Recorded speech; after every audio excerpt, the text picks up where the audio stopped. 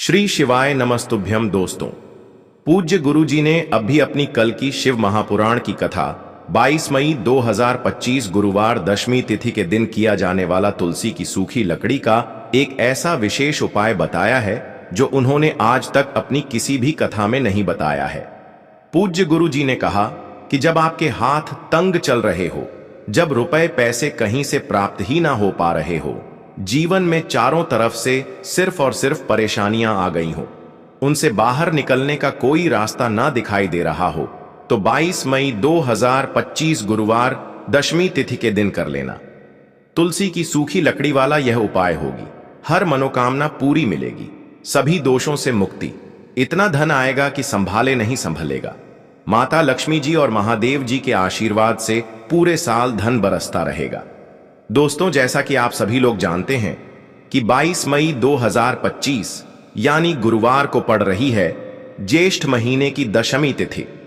और दोस्तों, यह वह तिथि है जो ज्येष्ठ महीने में पड़ने वाली सबसे बड़ी और ज्येष्ठ महीने की दशमी तिथि है, क्योंकि यह गुरुवार के दिन पड़ रही है और हमारे हिंदू धर्म में इसका बहुत ही बड़ा और विशेष महत्व होता है। पूज्य गुरु जी ने कहा है कि अगर कभी भी मौका लग जाए और ज्येष्ठ महीने की दशमी तिथि गुरुवार को पड़ जाए तो आप लोगों को सिर्फ और सिर्फ तुलसी की सूखी लकड़ी वाला उपाय तो अवश्य ही करना चाहिए। इन दोनों का संयोग बहुत ही कम आता है। इसी के साथ में गुरु जी ने अपनी शिव पुराण कथा में बताया है कि इस दिन आपको तुलसी की सूखी लकड़ी वाला उपाय तो आपको अवश्य ही करना चाहिए, क्योंकि ऐसा दिन पूरे साल में सिर्फ एक ही बार आता है। और दोस्तों, आप सभी लोग जानते हो कि गुरुवार का अगर सबसे बड़ा कोई उपाय है तो वह तुलसी की सूखी लकड़ी वाला उपाय है। तो दोस्तों, गुरुवार दशमी तिथि के दिन आप लोगों को इस तुलसी की सूखी लकड़ी वाला उपाय को जरूर करना है। बहुत सारे लोग होंगे जिन लोगों ने इस उपाय को ना किया हो, मतलब पूरा साल निकल गया, उन्होंने किसी भी दिन इस तुलसी की सूखी लकड़ी वाला उपाय को ना किया हो। पर दोस्तों, आपके पास एक आखिरी मौका बचा हुआ है, जो कि 22 मई गुरुवार दशमी तिथि के दिन है। इस दिन आप लोगों को इस वाले उपाय को जरूर कर लेना है। भले ही आपने पूरे महीने भर इस उपाय को ना किया हो, पर अगर आपने इस ज्येष्ठ महीने के गुरुवार दशमी तिथि के दिन अगर इस वाले उपाय को कर लिया तो आपको इस उपाय को करने का वह फल मिलेगा जिसकी आपने कभी कल्पना भी नहीं करी होगी। इसीलिए आप लोग इस वाले उपाय को एक बार जरूर कर लेना है, ताकि आप लोगों के हाथ से यह मौका ना जा सके और आपको इस उपाय को करने का फल मिल सके। दोस्तों, यह उपाय पंडित जी ने अपनी अभी की ही श्री शिव महापुराण की कथा में बताया है। जी, इस उपाय को आज हम आपको बहुत अच्छे से समझाने वाले हैं। इस वीडियो को देखने के बाद इस उपाय को समझने के लिए आपको कोई और वीडियो को देखने की जरूरत नहीं पड़ेगी। तो चलिए दोस्तों, उपाय को शुरू करते हैं। देखिए, यह इस ज्येष्ठ महीने के गुरुवार के दिन यह इतना खास होता है, इतना महत्वपूर्ण होता है, देखा गया है कभी कभी बड़े बड़े पूजा पाठ अनुष्ठान से जो मनोकामना पूर्ण नहीं होते, वह ज्येष्ठ महीने की गुरुवार के दिन एक छोटे से उपाय करने से ही आपकी मनोकामना पूर्ण हो जाती है। और बहुत सारे लोगों ने इस उपाय को किया भी है और उनको इस उपाय को करने का फल भी जरूर मिला है। अगर आप लोग भी इस उपाय को करना चाहते हैं तो आप इस उपाय को पहले अच्छे से समझ लेना, सुन लेना, उसके बाद करना। आपको इस उपाय का फल जरूर मिलेगा और इस उपाय को कर लेने से आपके घर में चाहे किसी भी प्रकार की दुख और समस्या क्यों ना चल रही हो, आपको उसका कारण भी नहीं पता है कि भाई यह समस्या किस कारण से चल रही है। उसका कुछ भी कारण हो सकता है, जैसे पितृदोष हो सकता है या किसी भी तरह का मंगल दोष भी हो सकता है। तो इस दिन आप लोगों को यह वाला उपाय कर लेना है। यह एक ऐसा उपाय है जिस उपाय को अगर किसी विशेष दिन पर किया जाए तो भाई उस विशेष दिन का जो है वह तो हमें मिलता ही मिलता है, पर हमने उस दिन पर इस उपाय को किया है तो हमें उससे भी बड़ा फल मिलता है, और फल बहुत जल्दी मिलता है, क्योंकि आप इस उपाय को बहुत ही बड़े और विशेष दिन पर कर रहे हो। तो चलिए अब उपाय के बारे में बात करते हैं, लेकिन उससे पहले आप लोगों को यह जानना आवश्यक है कि आखिर यह उपाय किस समय करना है, किसको करना है और कैसे करना है।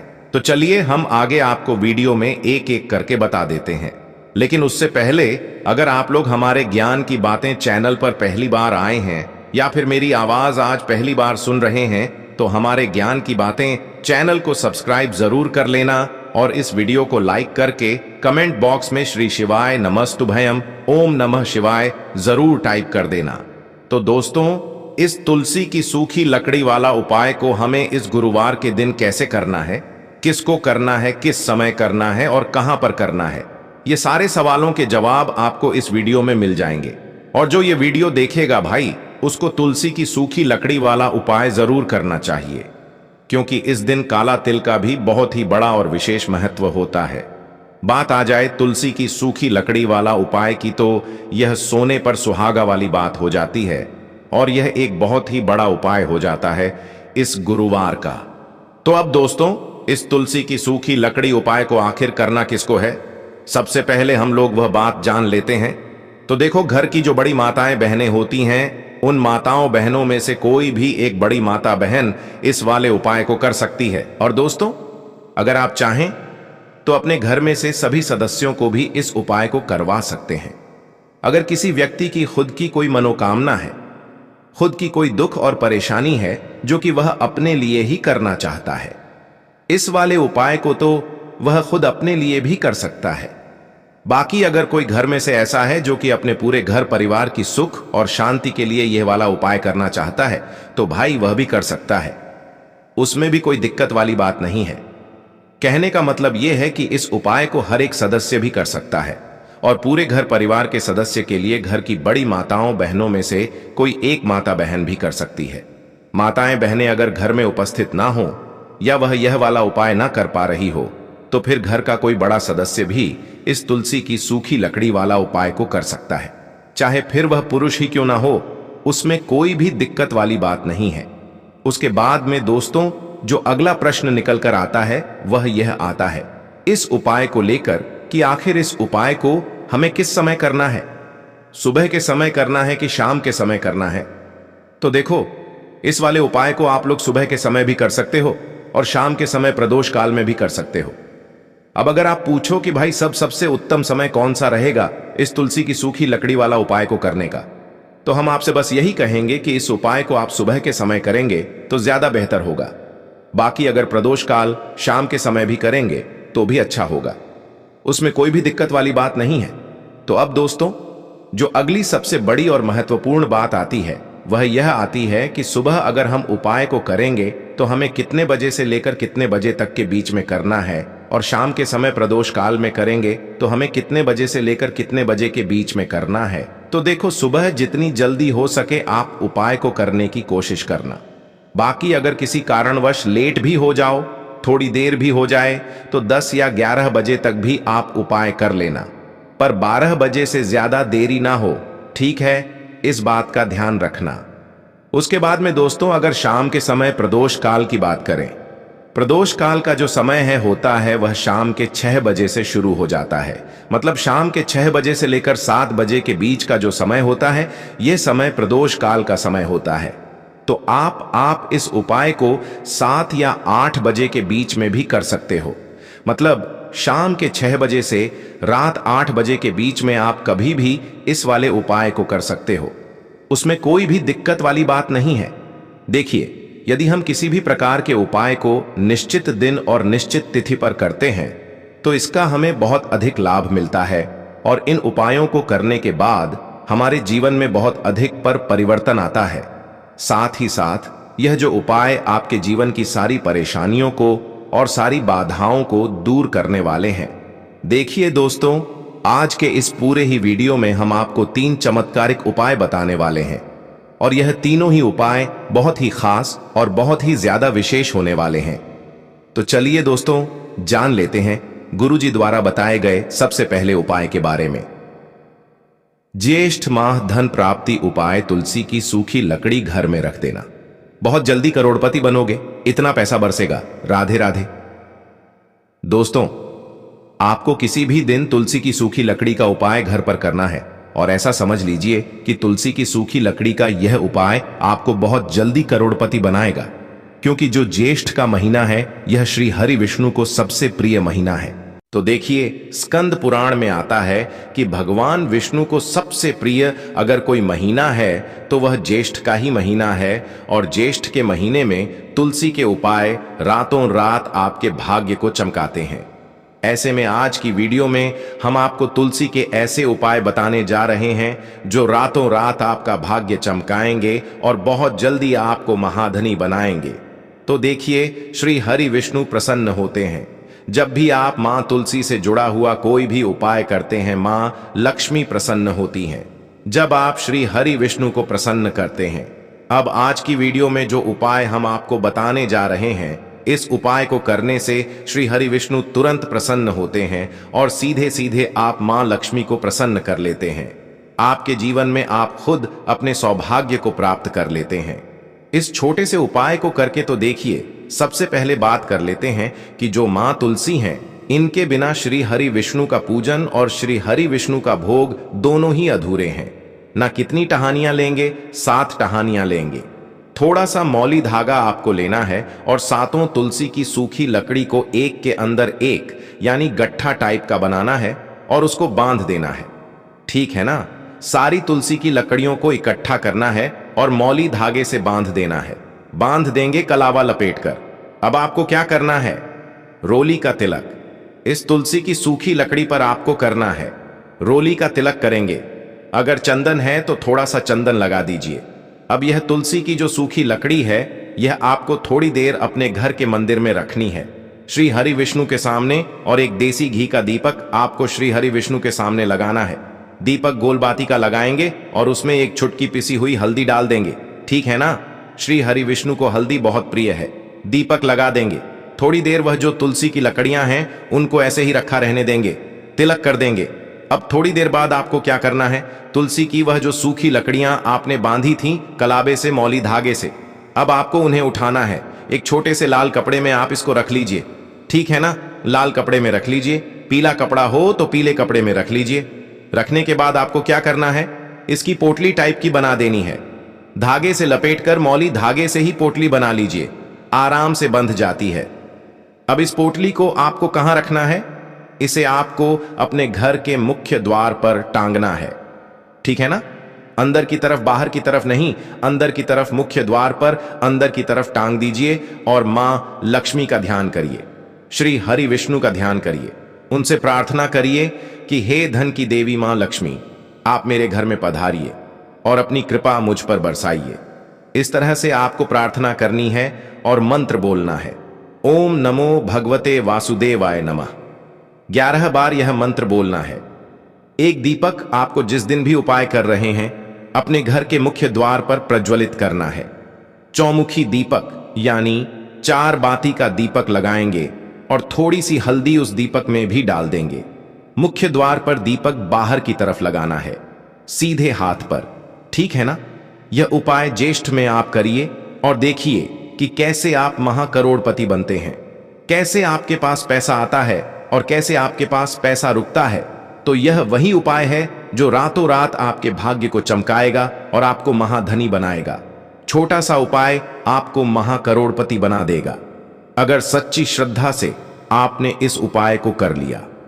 साथ ही साथ ज्येष्ठ के महीने में अगर कोई जूते का दान कर देता है, जूते चप्पलों का कोई दान कर दे, इस माह में तो समझ लीजिए उसे हर वह वस्तु मिलती है जिसकी वह कल्पना करता है, जिसकी वह चाहता है।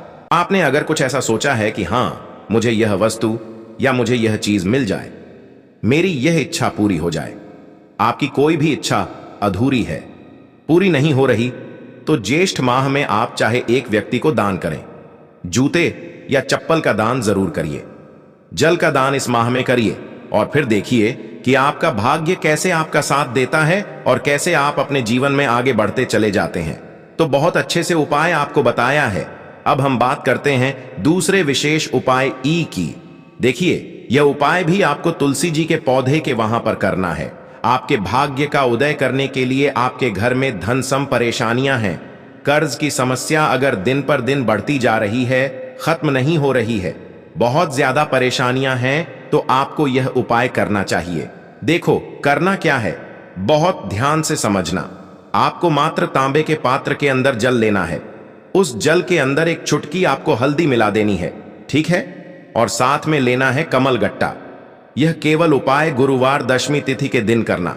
अगर आपको ऐसा लगता है कि आपके जीवन में अष्टलक्ष्मी का वास नहीं है, भाग्य का साथ आपको नहीं मिल पा रहा है, तो आप यह उपाय शनिवार के दिन कर सकते हैं, गुरुवार के दिन भी कर सकते हैं, ठीक है?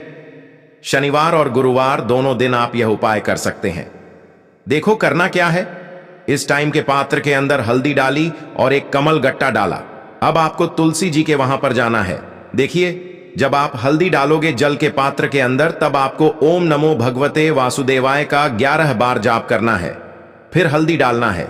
जब आप कमल गट्टा डालोगे तब आपको ओम श्री नमः या ओम महालक्ष्मी नमः इस मंत्र का जाप करते हुए एक कमल गट्टा डालना है। 11 बार जाप करना है, ठीक है? कमल गट्टा और हल्दी दोनों होना चाहिए।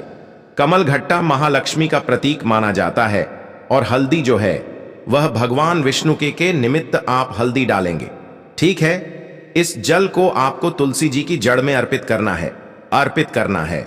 ओम नमो भगते वासुदेवाय का जाप करते हुए बस इतना सा उपाय करना। धन संबंधित को कोई भी परेशानियां हैं वह सब दूर हो, ऐसी आपको प्रार्थना करनी है। कर्ज से जुड़ी कोई परेशानी हो तो ऐसी प्रार्थना करनी है कि यह दूर हो जाए। ऐसी कामना करते हुए यह दूसरा प्यारा सा उपाय आपको करना है। तो देखो, यह हो गया दूसरा उपाय, जो कि आप सुबह से लेकर के शाम तक कर सकते हैं। गुरुवार या शनिवार के दिन सिर्फ एक बार ही करना है। अब जो कमलगट है, कमल गट्टे को आपको वहीं पर तुलसी जी के वहां पर रखे रहने देना है, आपको उठाना नहीं है। वह कमल गट्टा चाहे तो आप तुलसी जी की वहीं पर गांठ दें, ठीक है? तो भी चलेगा। तो इस प्रकार से आपको यह सुंदर सा उपाय करना है। अब हम बात करते हैं तीसरे उपाय की। ध्यान रखना, यह जो दूसरा उपाय है यह आपको आपके घर में ही करना है, बाहर कहीं पर भी मत करके आना, ठीक है? घर में अगर तुलसी जी हो तो ही आप यह उपाय कर सकते हैं। अब हम बात करते हैं तीसरे विशेष उपाय। देखो, भाग्य का साथ आपको मिले तो गुरु बृहस्पति को मजबूत करना बहुत जरूरी होता है। इसीलिए पूज्य गुरुदेव ने एक बहुत ही सुंदर सा उपाय बताया था, जो कि है पीले चावल का थोड़े से अक्षत लेना, चावल लेना। अगर आपको ऐसा लगता है ना कि आपको किसी भी चीज में सफलता नहीं मिल पा रही है, किस्मत का साथ आपको नहीं मिल पा रहा है, तो पीले चावल लेना। पीले चावल कैसे करोगे? 11 चावल लेना साबुत, उसके अंदर पीला चंदन है वह आपको मिला देना है और चावल को पीला रंग कर देना है, ठीक है? साथ में लेना है एक बेल पत्र और साथ में लेना है तांबे के पात्र के अंदर जल, ठीक है? यह तीनों सामग्री लेकर के गुरुवार दशमी तिथि के दिन सुबह से लेकर के रात्रि तक जब आपकी इच्छा हो तब आप यह उपाय कर सकते हैं। अब आपको क्या करना है? भगवान शिव के मंदिर में जाएंगे, जो एक बेल पत्र है वह माता अशोक सुंदर वाले स्थान पर आपको अर्पित करना है। डंडे का हिस्सा जलाधारी की तरफ हो चाहिए, उस प्रकार से आपको यह बेलपत्र अर्पित करना है। जब बेलपत्र अर्पित करोगे तब आपको कुंदकेश्वर महादेव का नाम लेना है, माता अशोक सुंदरी वाले स्थान पर, ठीक है? अब जो चावल के दाने हैं जो अक्षत लेकर के आए हैं वह भगवान शिव के शिवलिंग पर आपको अर्पित करना है। जब आप अर्पित करोगे तब आपको बृहस्पति शवर महादेव का नाम लेना है। बृहस्पति शवर महादेव ही एक ऐसे महादेव हैं जो आपके गुरु ग्रह को मजबूत करता है। तो आपको इस प्रकार से अर्पित करना है और अंत में एक लौटा जल धीरे धीरे पतले दरा से बृहस्पति शवर महादेव का स्मरण करते हुए या श्री शिवाय नमस्तुभयम का जाप करते हुए आप अर्पित करें। यह मात्र केवल और केवल गुरुवार के दिन किया जाता है और यह उपाय बहुत ही ज्यादा प्रभावशाली है। ध्यान रखना, हल्दी का उपयोग मत करना। चावल में पीला करना है, चावल को तो पीला चंदन ही होना चाहिए, ठीक है? अब यह जो उपाय जो भी करता है निश्चित तौर पर उसके जीवन के सारे अंधकार दूर होते ही होते हैं, उसको सफलता भी मिलती है, बृहस्पति मजबूत होते हैं, किस्मत का साथ उसको मिलने लगता है। यह उपाय अगर आप प्रदोष काल के समय करते हैं तो और लाभकारी सिद्ध होता है। तो दोस्तों, यह थे पूज्य गुरुजी द्वारा बताए गए कुछ बहुत ही खास उपाय। अगर आपको जानकारी अच्छी लगी हो तो वीडियो लाइक करिएगा। मिलते हैं फिर एक नए वीडियो के साथ। श्री शिवाय नमस्तुभयम।